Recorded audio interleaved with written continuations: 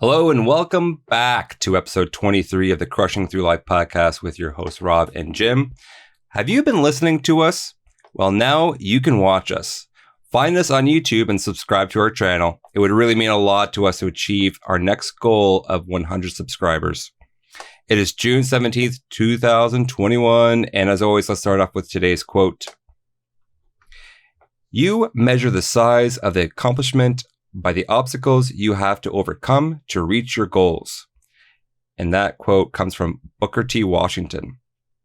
For those of you who don't know who he is an American educator, author, orator, and advisor to several presidents of the United States. Between 1890 and 1915, he was a dominant leader in the African American community and the contemporary Black elite.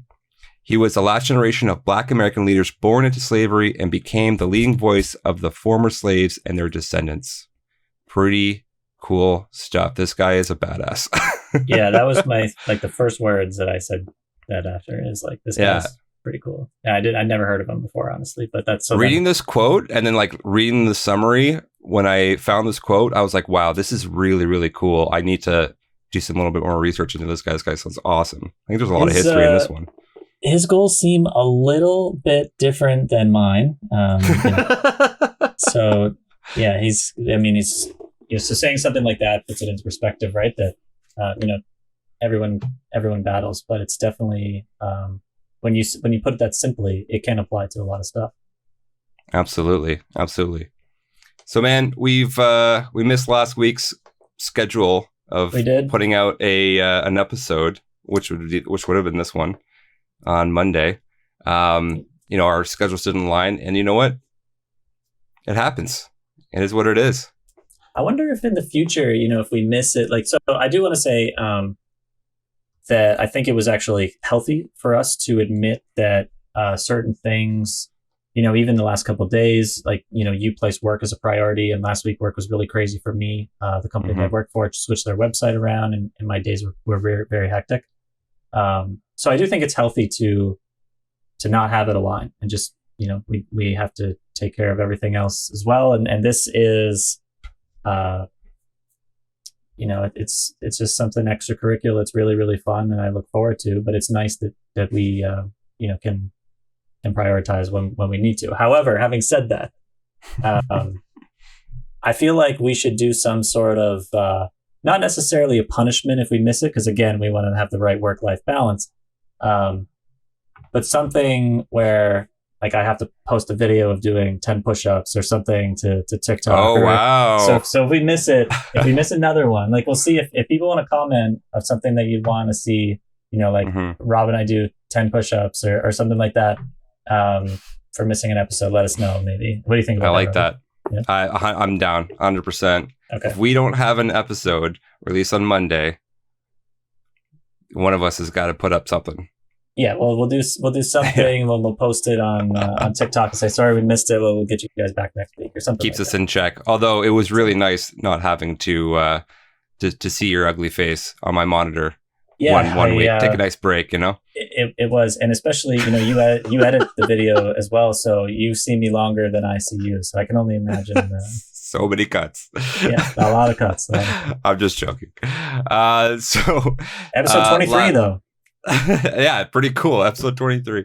So last week I discussed about what was it? Power washing. Well, I did talk about power washing my patio and the whole winter tire situation. It felt like it was a long time ago. Yeah, and I think I mentioned that I wanted to store them at my grandmother's house. So I ended up doing that.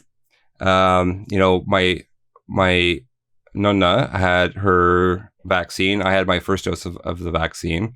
And I called her up, made sure everything was okay. If I can come over, she was okay with it. I wore my mask and all that, which was unfortunate, but it was so nice because I haven't seen my Nonna, and I ended up seeing my Nonna on my father's side as well. So both my Nonnas, they're actually neighbors. No way. Yeah, they're neighbors. They live two houses down from each other. That is convenient. So it's very convenient. Yeah. I guess it's how my parents met when they were younger. So I went to go visit my Nonna, and it was so nice, man. Actually, I talked to my boss the day before, and I was like, you know what? Kind of want to take a day off work here. I'm feeling really guilty. I haven't seen my nonnas in like literally a year and a half. Like just want to go see them. You call them every once in a while, but obviously they don't have the ability to just hop on Zoom, right, and just chat to me face to face. So, but yeah, it was great. So I hopped over there. She helped me out store my winter tires in her garage, which I'm very thankful for. And the whole community is thankful for that, apparently. Yes. Yeah. My whole community. Your whole complaining. community, yeah. We're complaining about having the winter tires out in the patio. But I got to chat with her a little bit, and she ended up like on my way out the door, giving me like freshly baked bread that she made that day, and I was like, this is awesome. That's so good that like I get to take this thing home and like have it with and she's like, you cut up the bread nice, you put a nice sauce, mozzarella, olive oil, and it was like, this is so That's nice. What you've been missing. Freshly baked bread for my nonna. It was baked that day. It was awesome. So and then she ended up showing me actually a picture of the ship. She actually had a frame. My brother got this for her. It was hanging on her wall, and I was pointing at it, and I took a picture of it. I should probably, maybe I'll post it later in our socials. But it was a picture of her ship that she came in from Italy. So she came into Italy from Sicily, and landed in Halifax in 1956. And from Halifax, 1956, it was a 10-day boat ride, and then a 3-day like train ride, or I think 2 or 3 days. I think she said 2 days actually. 2-day train ride from Halifax to Toronto, where she landed.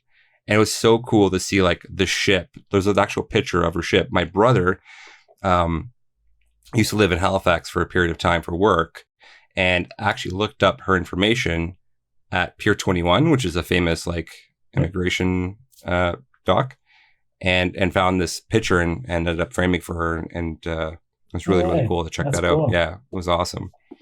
So catching up with her a little bit, I ended up going to check out my, or to see my other nonna.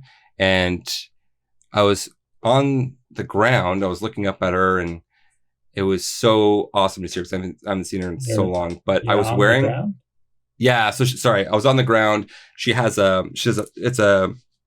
balcony, like a higher balcony. So like on the, you just started lying down and like, no, like I'm picturing you in like, I missed this floor. Yeah. I don't know. No, I'm just standing on her driveway. She's higher up on her balcony, and she comes out because she can't do the stairs, right? So she just comes out to see who it is, and I'm talking to her for like 5-10 minutes, and she's like, "Okay, I gotta go. Bye." I'm like, "Where are you going? I just got here." She didn't recognize who I was because I had my mask on, I had my sunglasses on, my hat. She thought she was just talking to some stranger that rang her door, and just. I mean, that's pretty friendly then. Like if somebody did that to me, Jess and I would peer through the windows like, yeah, who is this person?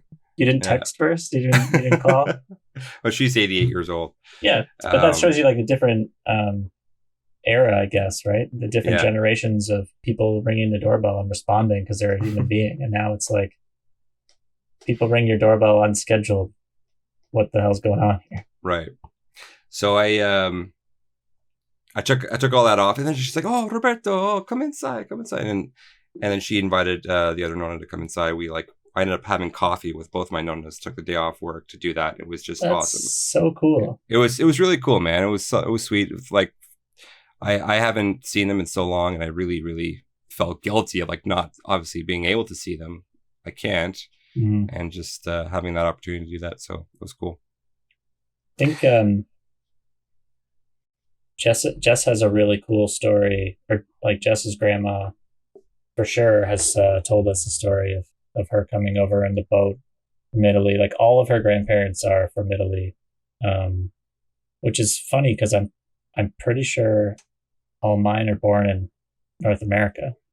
But yeah, like, and a similar train story and that kind of thing. It's so interesting to hear it. Like, what a life changing event. Like, you know, I'm not scared to move to Seattle, but I'm cautious about it, I guess, whatever you want to say. And then here they are, like, taking a 10-day boat ride. If we had to do that, we would not be with your whole family. Yeah, like, be like, well, I hope this works out because we can't come back. You know, right?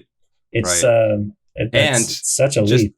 Just to add to that, my father's mother, so my dad's side, she was pregnant with him on the boat ride over to Canada, you know, close to birth or like a couple months in. Oh, I don't know how many months pregnant she was in. I guess, like, you know, during that 10-day, was that like the due date window or not is kind of what I'm asking. Right.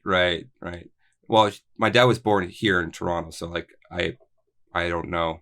Right. So I should ask her that actually next time I'm over. So clearly not, because she had to take the train too, right? So right. Yeah.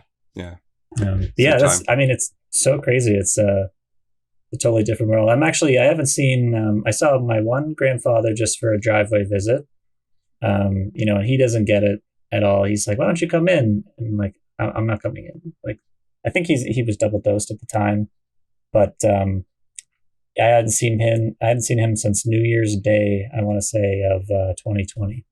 So yeah, I have to agree. I have to just say one thing though. When I did visit my Nonnas, I had my mask on, and she was like, you don't have to put it on. But like, no, it's okay. Like, you want to be safe, right? You want just that understanding. Even though they have, we both got vaccines, it's just you want to be safe as much as possible. So it's more, I have a huge family, and my grandpa wants to come and have everybody over for a visit, and now, like, he has the double dose. So, like, if anything, he's very, very safe at this point, right? It's more just like he still doesn't get it that not that the world isn't back, but this is still, it's more just pressing on the point of what we were trying to implement to him in the last 15 months of like, this isn't safe. We're not quite there yet, that kind of thing. So I don't even think at the time Jess and I were vaccinated. We didn't have a single vaccine.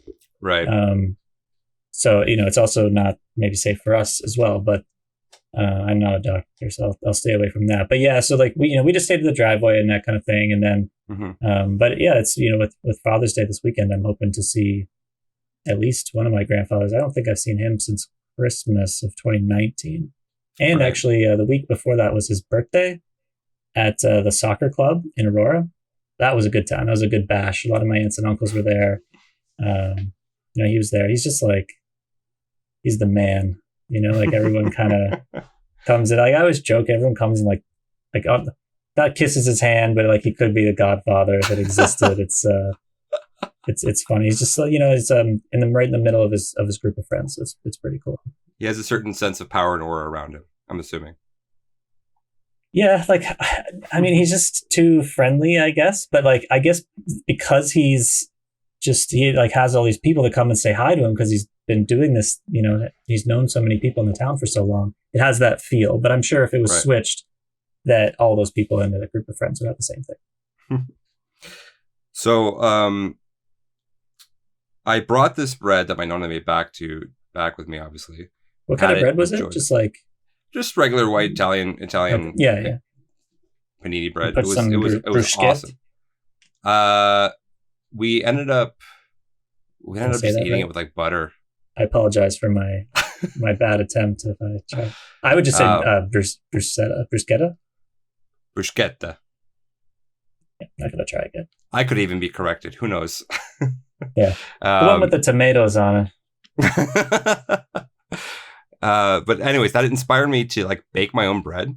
And I was like, on my way home, I was driving. I was like, I had never like baked bread before in my life. How'd you like it? And it was really good. I thought it was going to be crap because it was like the first time I'm baking bread. I thought it was going to ruin the whole thing or burn it or whatever. I did have an issue with like making the dough and it being like way too sticky. I didn't have enough flour or whatever. So I had an issue with measurements, but I ended up having enough flour to like make it better and all that. So I ended up having a bigger volume or bigger batch or whatever. And I could have I could have let the dough risen a little bit. I think it was pretty dense. It wasn't airy enough, but it was still delicious. It was so good. If those But it are your was like complaints about your first ever time, I feel like you right. did pretty well, right? So, and actually, when I said how'd you like it, I didn't mean the bread. I just meant how'd you Oh, like making it, and like how was the process, which you just answered. So but that's pretty cool. I feel like you actually did it pretty well. If you have, because next time you'll know, like, oh, it needs to be this and it needs to be that. And I feel like that's kind of baking it. You follow a recipe and eventually you know the whole thing. You're like, I yeah. prefer mine this way. I liked it a lot because it gave me a new respect for bakers. Mm-hmm. Like that is a tough job. Whoever owns a bakery out there, like kudos to you, man. That is a tough job, but it's very rewarding because I find it was such a challenge. Even though you have like a set of instructions that you're following, anything could go wrong at any point when you don't do it correctly, right? But it ended up coming out great. It was nice, warm, hot bread. Like I gave it to my family, and then I just stood back and like kind of experienced that and took that back a little bit. Like bread is just like the symbol of love and family. Just baking fresh bread and giving that to my wife and my kid, and then seeing them enjoy that, and like how happy they are. It was really cool. It was really cool. It's kind of would I make it again? I think so. It's like a day. It's a whole day, dude. Yeah. Like it's a whole day. If you want to make big bread, of a loaf, like a Wonder Bread loaf, or like it was like they were like little paninis. Well, you can shape them however you want, but they were like little panini breads. So you made multiple. Yeah. That's pretty sweet. We did also share the pictures in the socials. Oh yeah, definitely do it. Jess and I did a cooking class when we were in Florence on our honeymoon, and this is like super highly rated cooking class thing. So it was like the night that we got in Florence, and we didn't know anybody obviously in the whole city. We were just by ourselves, and everyone in the class was kind of our age, like right around 30, 32. The youngest was like 29. The oldest was maybe 34. Probably only 10, 11 of us in the class, and so it's pretty intimate, which I was a little nervous about because I not great. So they started off where she put some flour in a bowl for everybody, and she's like, okay, just break 2 eggs. And so first of all, you put the egg in the middle of the flour, so you create this little pit that you're going to break the eggs and put them into. Yeah. And right away, I broke my egg, and like half of it landed in like the mountain that came up. I made a moat at the bottom of the bowl where my egg was swimming around, and the other half of the egg landed outside of the bowl. And right away, the teacher just singles me out. This, probably like middle-aged Italian woman singles me out. My face was probably beet red. Oh boy. And then, but after that, it was a lot of fun. And this kind of thing, so we were making our own pasta. We made 3 different types of pasta. It ended up being unbelievable. And it was a lot of fun. Like I would totally recommend that for people. And, I guess it doesn't have to be Italy, but anywhere. It's like that because, why? It put me out of my comfort zone. And, by the end, you start to get to know everybody. We ended up hanging out with 3 of the other people that were in the class, like later that night. We went to an Irish restaurant. It was the only thing that was open in all of Florence past like 11 o'clock. It was like a Tuesday or Wednesday night or something. But anyways, would I do it again? Maybe. But I just like, I'll never forget. I was like right away, first egg, half of it on the table, half of it swimming around the bottom, and everyone else's 2 eggs are perfectly in the little top part. Luckily, it didn't ruin the pasta. We all shared. But yeah. Perfect. How did Nico like the whole process? Was he involved? Like, what? The steps? He just likes touching the dough.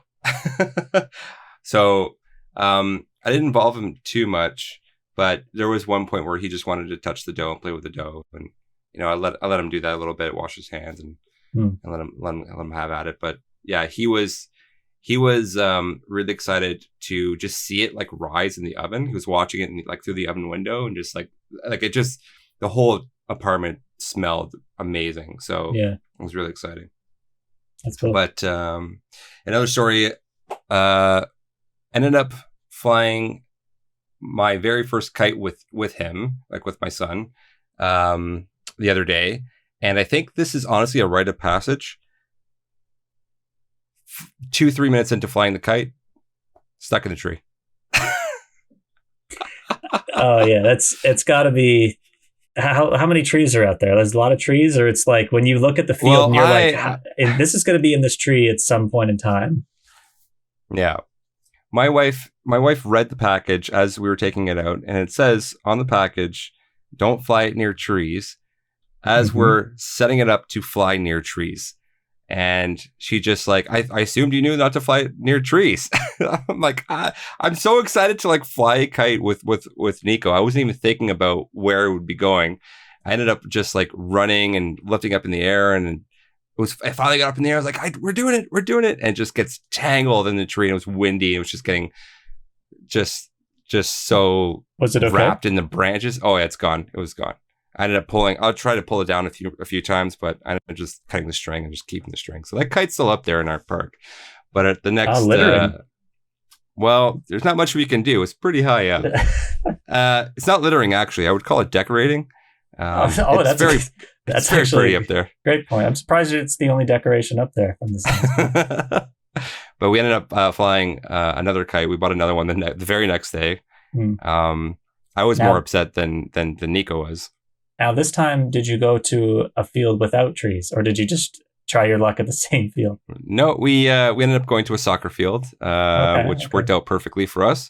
Nice. There was no trees around, and got it up in the air. It was still a windy day, and the moment you hand your son a kite for the very first time is like, this is awesome. Like here's all this power, and like don't let go, and there's so much tension on it. It's so cool. He's lighting up, and he's like, I'm flying a kite. Like it's so cool. I can't even describe the feeling as a father. That's awesome. Giving your kid a kite for the first time. And I felt so bad too that first time. The first one just got wrapped in the tree. Oh, but yeah, that'll be a good really story cool to tell him. Yeah. The rite of passage.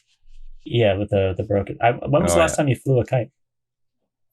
You know what? That's a really good question, because I think the last time I flew a kite was definitely with my dad, and we were kids. My dad used to take me to. He had these like professional kites. Like I remember, like the one we had was just like a plastic holder. It was like a wooden holder or something like that, and they're wrapped up in a spool. Sturdy. But yeah, like a sturdy, that's high quality kite. That's not for tree climb. That's not for tree decorating. Those ones. That's for sure. I think the last time for me, I again, I don't remember a specific time. I feel like I would have been definitely under 10, maybe even, like maybe grade 1, like 6 or 7, however old you are. It's been a long time. But then, like, to see it, when people are like, I'm flying a kite, like now I think I would love to do that I don't know how long you do it for, because... Dude, Walmart, $9, do it with Jess. Honestly, it's so much fun. There's a lot of trees in our area, Rob. Well, yeah, but like running and just getting that kite up in the air, it's a great feeling. It's really relaxing, actually. I can imagine that. Yeah. Once you have it up. 100%. Right? Yeah. Other than that, you're sprinting back and forth trying to catch the perfect breeze or wind. So the other thing that happened too was my PC died. Last week. Yeah, it was one of the reasons. Yeah, so that was one of the other reasons why we couldn't film our episode on schedule. And it was lucky too. Obviously we weren't mid-episode or something like that, and you had the time, or you're not rushing to get back. So yeah, I now got the official understanding, and this is another rite of passage as any parent or father could happen to them.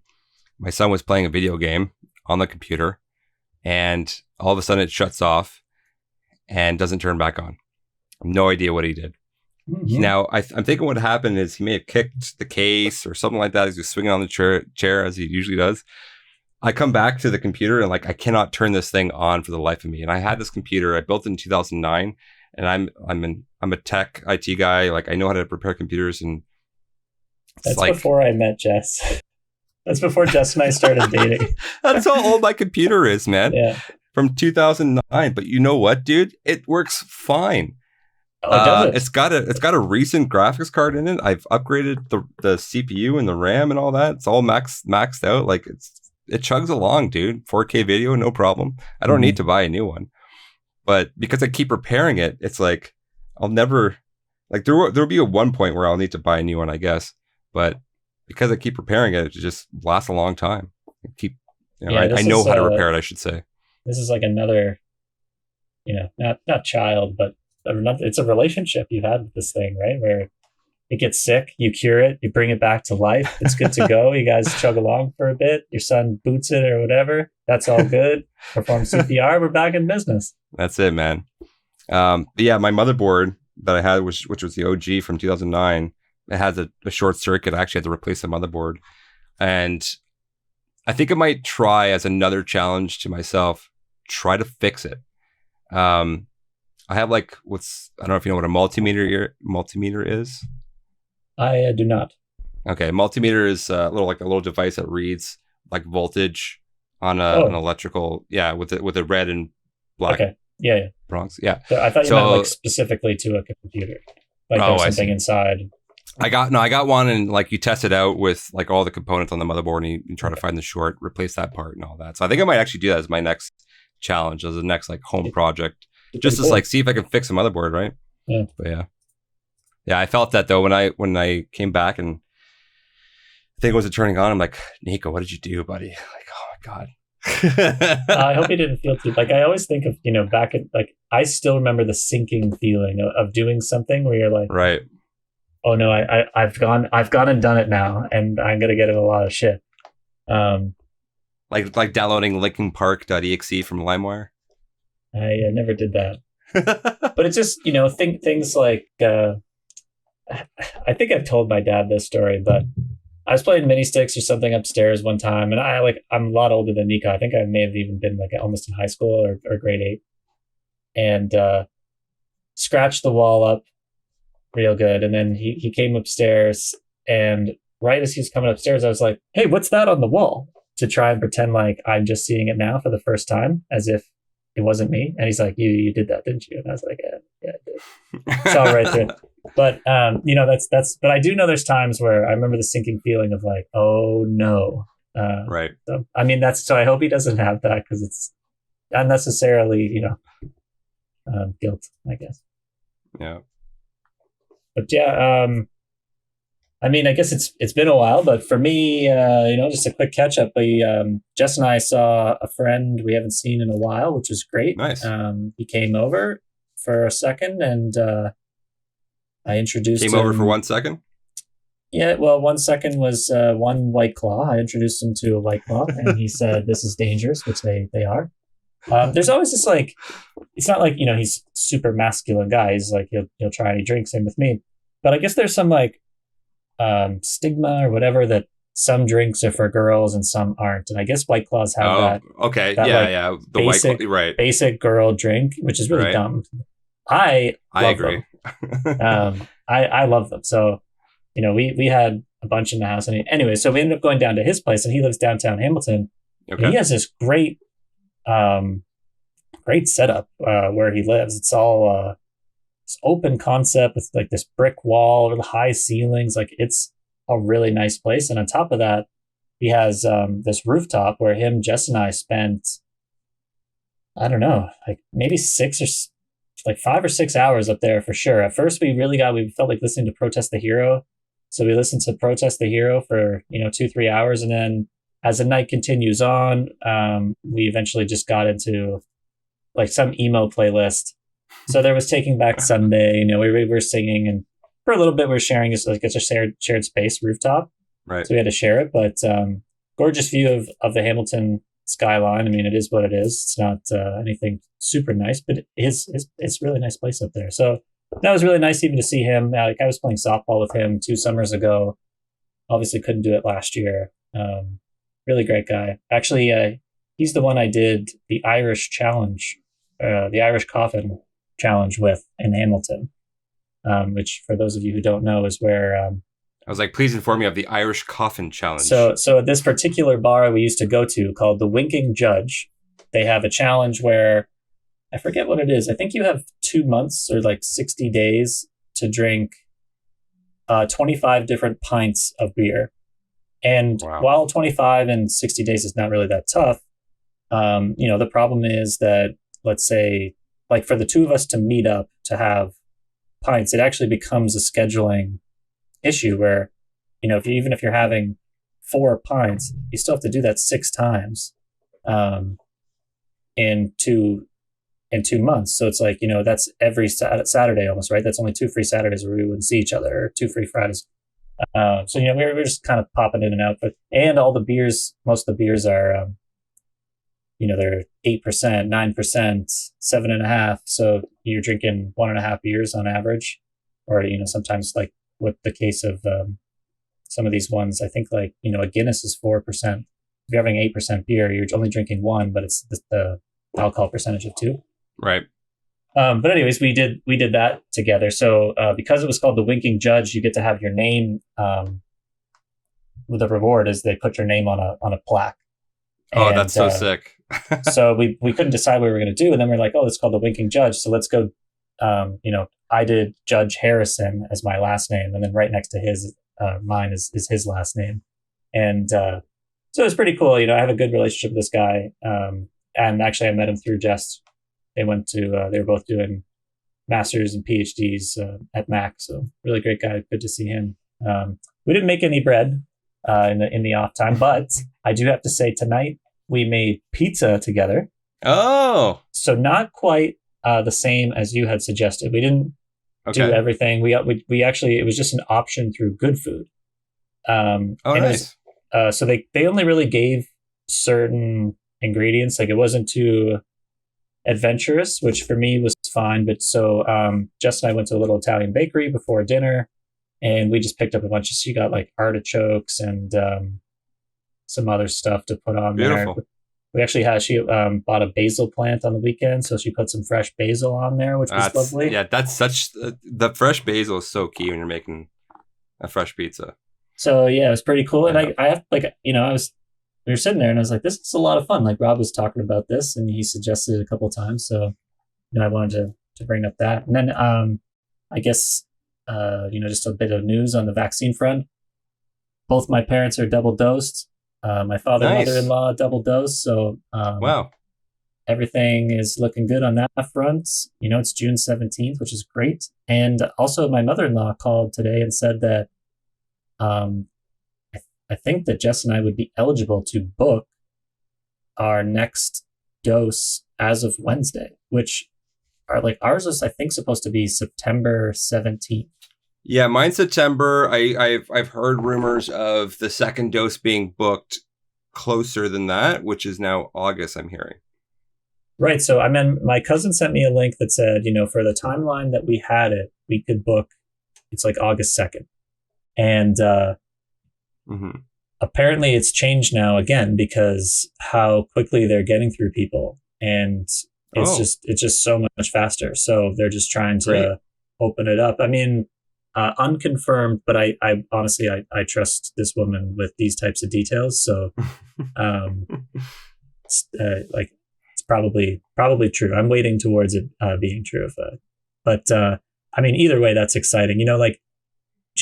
Tomorrow is the third. Today's day 21 of us having our vaccine, and to be able to possibly be booking it again, like less than a month in, is pretty crazy. Like I thought for sure, like you said, is August, and if it was August, that's great. There's kind of an old saying, I guess, in I mean, not really retail, but just kind of in business, I guess, and it's under promise, over deliver.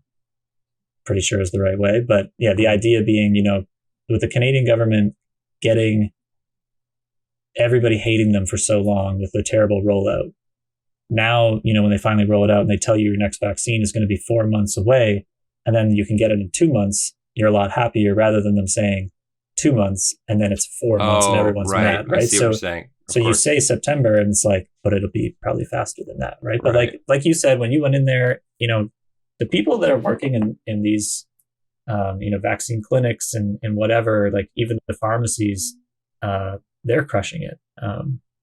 So, shout out to all those people. I would agree. Like I think I mentioned too before, like the arena that we went to get our shots done, it was so efficient and so laid out. The staff were friendly. Even the security team, like, they direct you where to go. It's really cool. And to have that second one bumped up is awesome as well. And just being like we saw the other day, Canada's now the number 1 vaccinated rate. Like, that's amazing. I didn't expect that. For how long? And that's the kind of thing, right? Like, I guess that's, everybody gets so mad because we were so bad for so long. And then it's like, well, look what happened. But now if they overpromise, then, they say it's going to be 2 more months and then it's another 4. Well, people are going to be up in arms again. And just, it just makes the whole thing seem a lot longer, and people are more tense, and they're more, there's just more issues that arise from not just taking a deep breath and letting it run its course. But either way, it's super exciting. And I think, I don't know, maybe the idea of having the vaccine, and I had no side effects besides like standard sore arm. Right. I feel a lot stronger, like mentally or whatever. I think I'm actually doing a really good job following my app routine and app workout, especially in June. I've had perfect weeks every week, which for me is 3 app workouts, and then just making sure that I, get something else in for sure. So minimum 3 app workouts. But, usually every day is like 7,000 steps. Jess and I are going for a walk every night, something like that. I don't know. I feel like it's been pretty good considering the heat. Especially I'm doing it in this room, which it gets very hot. Because Jess usually works so I'm kind of doing it by the time I finish work. So like between 5:30 to 6, and I kind of do it by 7, and we have dinner. And even on top of that, we've been pretty good with making meals together, and it's been pretty fun. But I'm proud of you, buddy. You're keeping up. You're crushing it. That's what it's all about, man. Way to go, dude. And actually, I could see it, dude. I can see the improvement. Like all the pics that you post in our group and all that. Like, you're doing a great job. I think you guys were talking about vitamins. I just want to start. I know nothing about vitamins, but you get like in our workout group chat, everyone, somebody was like, hey, do you guys take any vitamins? And then everyone kind of said stuff, and I was like, I don't take any. So we did go, and I got some, multivitamin thing, and on the calendar, and again, like, how it rubs off. Now Jess also is taking one every day. Cool. So we both write next to the date, like my side, I'll do a J, and her side, she'll do a heart. It's very, very cute. That is so funny, because I have a geriatric system where I have the plastic clip Monday, Tuesday. That's what I have. Wow. And I need that. And you know what, dude? I need something more than that, because it's not working out. Because it'll be I'll do 2 to 5 days, and then I'll look at Terry 2 weeks later. I'm like, oh, I gotta take my vitamins. I haven't been taking my vitamins. Right. And so I do feel like when I stop taking them, like I do feel like, oh, I feel worse today, or I'm not like as happy or sluggish, or I'm sure that's the vitamin D that's not doing its job, right? Right. Yeah, like, you know what? I think that's kind of the thing is we usually try to have it at lunch. So if I'm having it, she'll just have hers together. We try and remind each other, which is a nice part. But I'm actually pretty good with. I'm not sure what it is. Like I've heard it. You have to do something 100 times before you can like break a habit, or I've heard that you have to do it, for so many hours before you can like becomes a habit. I feel like I've been ahead of the curve for that, where an example that I can think of is when my sister and I were young, my parents used to charge us, I think it was 5 cents or 10 cents if we left the light on in our bedrooms, right? Because they're just leaving the electricity running. And so, but I learned very quickly, because I didn't want to lose the money, that I was like, oh, I have to do that. And I've always that's just an example, but ever since it wouldn't take me 10 times. I could probably I don't leave a room without turning it off to this day. Mm-hmm. So it does work. It's kind of like the J. Walter Weatherman from Arrested Development. Oh my God, this guy's arm. You know, like not exactly that, but like you learn the lessons, and then you know, you don't forget them. But yeah, like we haven't really had too much problems. I think there's one day where I was playing poker, I missed it, but you know, that's kind of it for the vitamins. Well, huge, man. I'm happy you're taking your vitamins. I'll start taking my vitamins. Maybe we can just be each other's motivator to take vitamins. Well, how's your workouts going? Workouts are going okay, not as good and consistent as I should be doing. I'll admit I've been working late for work a lot. I've been trying to correct my sleep, so I've been trying to focus more on my sleep, and it's not there yet. I'm still in that phase where I'm trying to correct that. I'm trying to correct my sleep because I'm going to bed too late, wake up early for work and all that. But and then this past week I had 2 overnight projects, and like because of the nature of my job, I have to upgrade and maintain systems when everyone's not working, obviously. So it dives later into the night. But my main focus right now is to get my sleep going, get back onto my daily workouts, because I want to work out right in the morning. Wake up at 7 a.m., drink a coffee, 45 minutes later, wake up, do a workout, etc. Shower, get started for work. And then that way, it's just like it's already done. It's out of the way. And it's great too, because when you wake up in the morning, you have your house to yourself and it's peaceful, and you're kind of slowly waking up on your own terms, and you have a coffee and you just like catch up on your phone or whatever. But it was good. So when you and I guess another thing about it too is obviously if you do the workout before, then you can spend time with your wife and son. Yes. When you're done work, as opposed to being like, now I got to go do me time, but your me time's already done. Right. Exactly. You got it. Yeah. You got it. All right. Well, we'll end this episode here. Wrap this up. Always great chatting to you, buddy. We'll see you next week. And if we don't see you next week, we'll be seeing you doing push-ups. Yeah. If anyone has ideas, like for now, we'll just do push-ups or something. But what's our punishment? I don't know. It could just be 10 push-ups. Like my wrist is probably not built. Like I haven't done a push-up in a long time, so it might have to be something like maybe I'll do 20 crunches or something like that. I don't know. All right, sounds good, man. All right, have a good one. Good. See you later, Robbie. Later, bye. Buddy. Thanks for listening.